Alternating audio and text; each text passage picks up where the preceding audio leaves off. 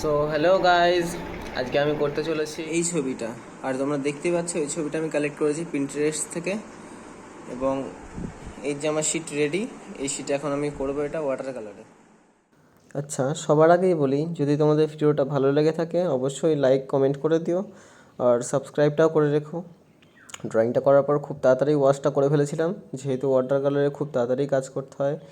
এবং এই কাঠবিড়ালিটা করতে আমার খুবই সময় লেগেছে, কারণ এটাকে ফুটিয়ে তোলার জন্য, এটা যেহেতু মেন সাবজেক্ট, তো রিয়েলিস্টিক কাঠবিড়ালির মতোই লাগছে। প্লাস যে পেয়ারাটা আছে, পেয়ারাটা যে কাঠবিড়ালিটা খেয়েছে সেটাও আমাকে বোঝাতে হয়েছে। আর আমি যে ওয়াটার কালারটা ইউজ করছি সেটা হলো ক্যামেলের আর্টিস্ট ওয়াটার কালার। তো মেন সাবজেক্ট কমপ্লিট হওয়ার পর এবার পাতাগুলোর পাড়া, আস্তে আস্তে পাতাগুলোও করে ফেলবো। এবার থেকে আমি রেগুলারলি কিছু নতুন দেওয়ার চেষ্টা করব। তো চলো সকলকে টাটা, দেখা হচ্ছে নেক্সট ভিডিওতে। Thank you.